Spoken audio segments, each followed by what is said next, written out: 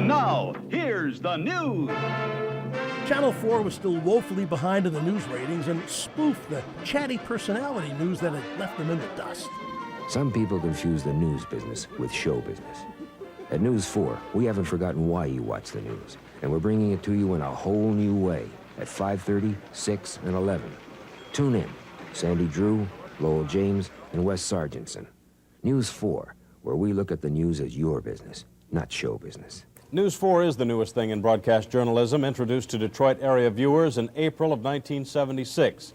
Its flexibility puts us right in the newsroom to report fast-breaking local stories. Hired in late 75, Sargentson, just 32, had been sarcastically hailed as the Great Blonde Hope, the station calling him a young Jack LaGoff. Westerkamp, Russell, Pruitt, Miller, Sargentson, and finally Lowell James as the station burned through 6 lead anchors in a 9-year span. On April 30th, you'll remember, a light plane crashed into Lake St. Clair, killing 3 and seriously injuring a 4th occupant of the craft. And they also ran through a slew of reporters trying to make things click. Roger Schatz, News 4. Gary Curtis, News 4 at Metropolitan Airport. Douglas Bruckner, News 4 in Inkster. This is John Spears at the Michigan State Fair. I'm John Matthews, the News 4 good guy at the Kroger store, Universal City in Warren. Good guys? Probably. But a January 77 anchor shakeup was no surprise as Channel 4 remained far behind both 2 and 7.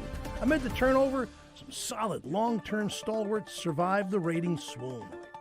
Where on the calendar, winter is still more than 3 weeks away. This is Robert Vito, News 4, downtown Detroit.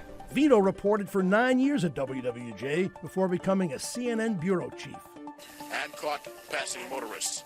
Robert Bennett for News 4 near Lanyo on the I-94 freeway in Detroit. Bennett was a Detroit TV fixture who, until 2001, had worked the streets for 33 years at Channel 4. How did it feel to win a pie eating contest? You really want to know? Yeah.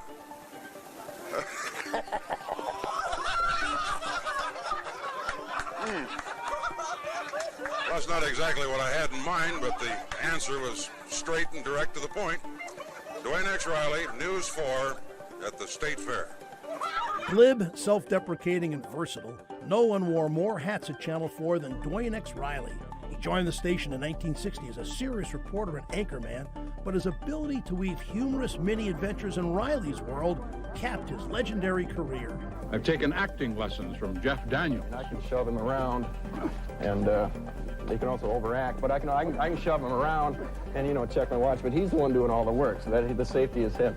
And then you just get him warmed up. You give him one of those, you give him 2 of those, and then you really deck him. 35 years of service to the station and its viewers had earned Dwayne X. Riley induction into the Michigan Journalism Hall of Fame. In 1978, anticipating a government ownership restriction that never actually happened, Post-Newsweek owner Katharine Graham swapped her Washington station for WWJ and changed the name to WDIV. She traded the #1 station in Washington for the #4 station in Detroit.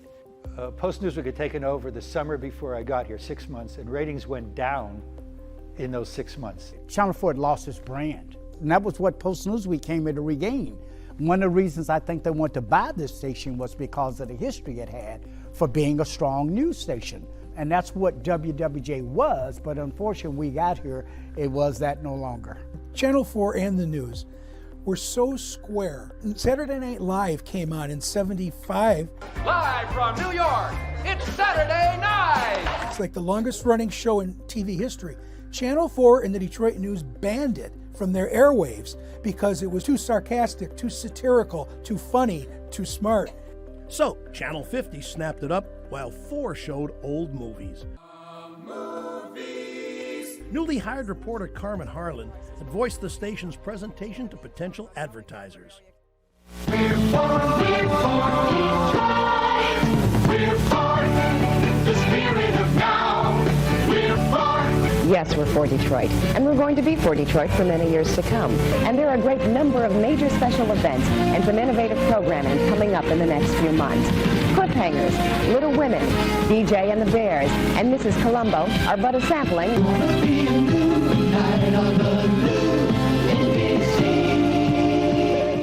Unfortunately, the new NBC was still as bad or worse than the old NBC, In an early '79 favorite Detroit TV station survey, WDIV barely led fourth place Channel 50. In August '78, the new news director Jim Snyder hired Mort Crimm, bringing a heap of prestige. Crimm had been performing his whole life, from a piano-playing teenage preacher to a network radio correspondent, then into TV in Louisville and on to Philadelphia. Good evening, I'm Mort Crimm with Jessica Savage. Then to Chicago, and finally lured here by Snyder with a record-setting no-cut contract.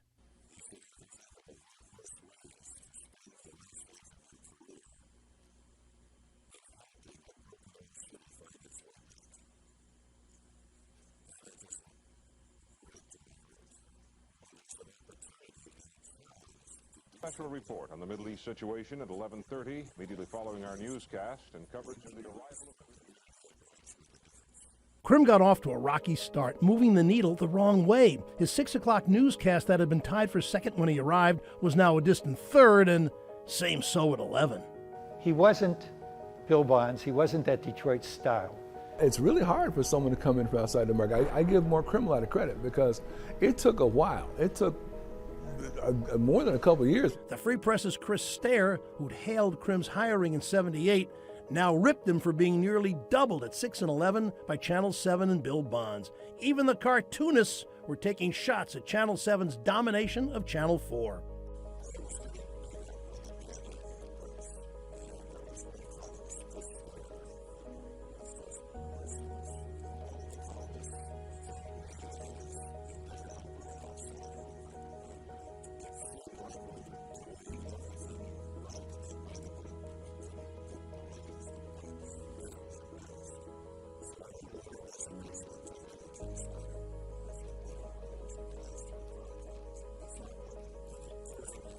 One article had the word loser applied to Mort's picture and criticized him for having sweat on his upper lip. Comments hurtful in particular to Mrs. Crimm. The good-natured Mort even accepted friendly fire. I just hit Mort Crimm in the face with a pie. Oh, I must be going nuts. News 4's biggest advantage is, of course, Mr. Mort Crimm was with me now. Mort, I got to tell you, you look completely different in person than you do on the air. Well, a lot of it's the lighting, Tom. Yeah, that darn lighting. I bet you can go to a supermarket, car wash, they don't even recognize you. You're right. Nobody seems to know me. Wait, who's that? Well, that's my stunt double. Mort's day would come, but at this stage, it certainly didn't look like a sure bet.